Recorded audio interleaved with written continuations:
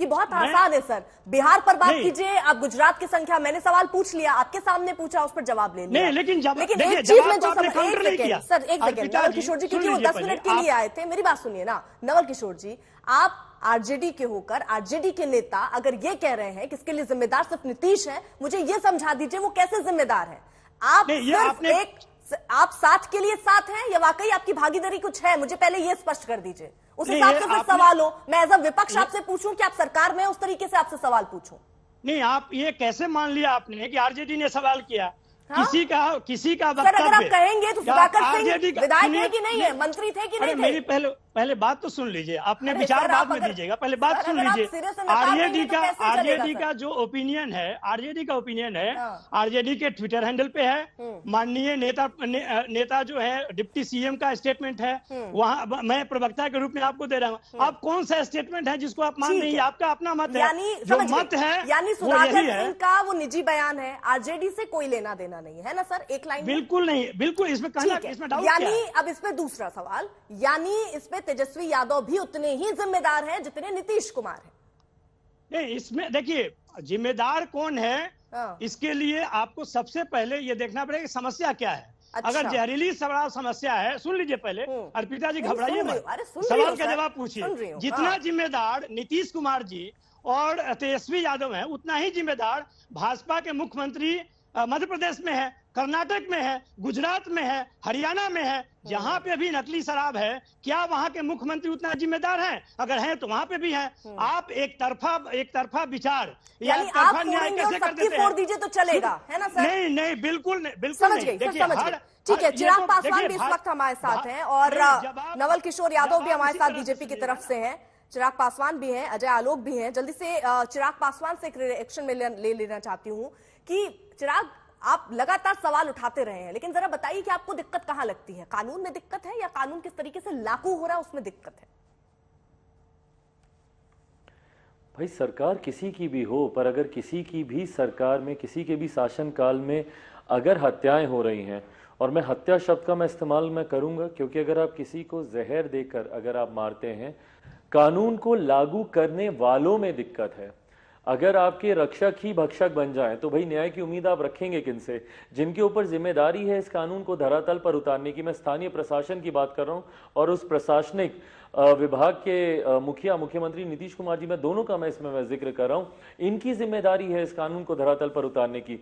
पर अगर इन्हीं लोगों का लेन देन ऐसे तस्करों के साथ हो, इन्हीं लोगों की साठगांठ अगर ऐसे गिरोह के साथ हो, आप आज मुझे बताइए ना कि कितने ऐसे गिरोह हैं या कितने ऐसे तस्कर हैं जो सलाखों के पीछे हों।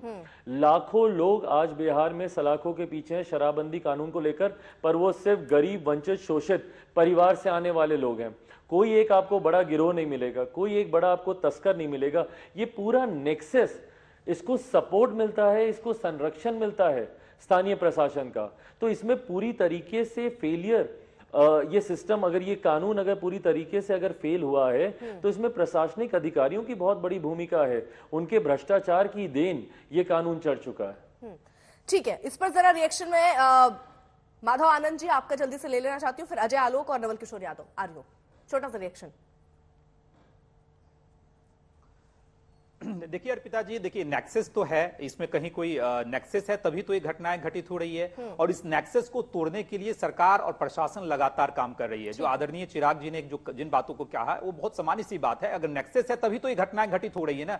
लेकिन नेक्सस को तोड़ने के लिए सरकार लगातार कार्रवाई कर रही है। जैसे आप अभी की घटना देखिए, लगातार छापेमारी चल रही है, भट्टियों को ध्वस्त किया जा रहा है, टीम गठित की गई है, लगातार ड्रोन से मॉनिटरिंग की जा रही है और 5 लाख से ज्यादा केस रजिस्टर्ड हुए हैं। 6 लाख से ज्यादा लोगों की गिरफ्तारी अभी तक मुझे टोकना पड़ जाता है। अर्पिता जी सुन लीजिए, आप जिस तरीके की कार्रवाई हो रही है उसकी प्रशंसा होनी चाहिए। एक सेकंड, हाँ, जिस तरीके की कार्रवाई हो रही है प्रशंसा होनी चाहिए। भट्टियों को तोड़ा जा रहा है, ड्रोन से आप उन इलाकों में पहुंच रहे हैं जहां आप नहीं पहुंच सकते, वहां नाव सक से जा रहे हैं। लेकिन सर सवाल यही है ना, 80 लोग मर गए ना सर, खत्म हो गए ना, उनकी जिंदगियां खत्म हो गई ना सर।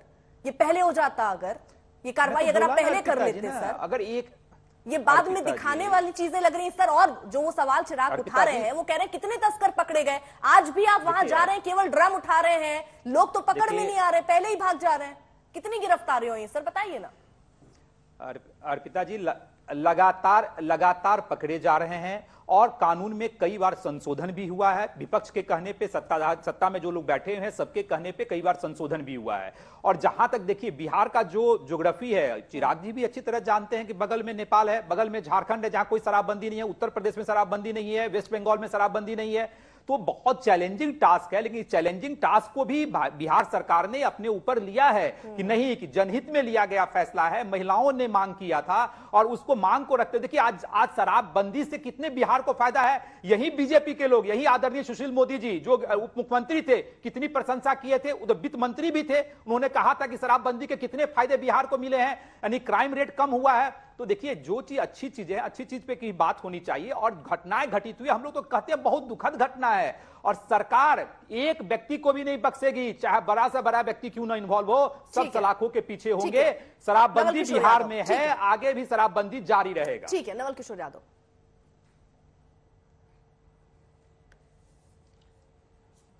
जी, मुझे तो ऐसा लग रहा है कि एक हमको गांव में कहावत है, हंसुआ के बियाह में खुरपी के गीत। हम लोग बहस करने आए हैं बिहार के बारे में, जो बिहार के गांव के जो गरीब जिनके मौत हो गई है, उनकी जिनकी विधवाएं चिल्ला रही हैं, जिनके बच्चे अनाथ हो गए, जो राज्य सरकार के पहुंच के बाहर और नियंत्रण के बाहर कानून हो गया है, जो पैरेलल नेक्सस बना के एक बड़ा सा एक बन गया है, शराब बेचने वाले का एक व्यवस्था बन गया है। हम लोग उस पर बात करने आए हैं। और अभी कह रहे थे आज जेडीयू के प्रवक्ता कि महिलाओं के कहने पर हमने बंद कर दिया। अरे महिला यहाँ महिला के कहने पर बंद कर दिया, और जब महिला यहाँ रो रही है, बिलख रही है अपने बच्चों के लिए, अपने परिवार के लिए, उस पर आपको रहम नहीं आता है। कहते हैं जो शराब पिएगा वो मरेगा। आप शराब बेचवाएंगे, इसके लिए आप जिम्मेवारी नहीं लेंगे। आप शराब पिला के लोगों को मारेंगे, इसकी जिम्मेवारी नहीं लेंगे। एक पूरा अर्थव्यवस्था, नाजायज अर्थव्यवस्था बिहार में। और इनके अभी तो सुधाकर सिंह को कह रहे थे कि सुधाकर सिंह का ये बयान हमारा ऑथराइज नहीं है। इनके पूछिए 4 विधायक, इनका रामबली जी एमएलसी हैं, उन्होंने क्या कहा कि हमारे उप मुख्यमंत्री भी शराब पीते हैं, लेकिन नीतीश जी को नहीं कह पा रहे हैं।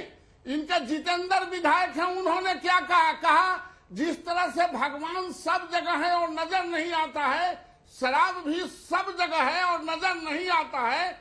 और ये बात करें, मैं यह कह रहा हूं कि अगर नीतीश कुमार जी को अगर ये लगता है, आप कह रहे हैं कि 16 में, और जो रिपोर्ट आपने दिखलाया है वो टोटली फॉर्जरी है।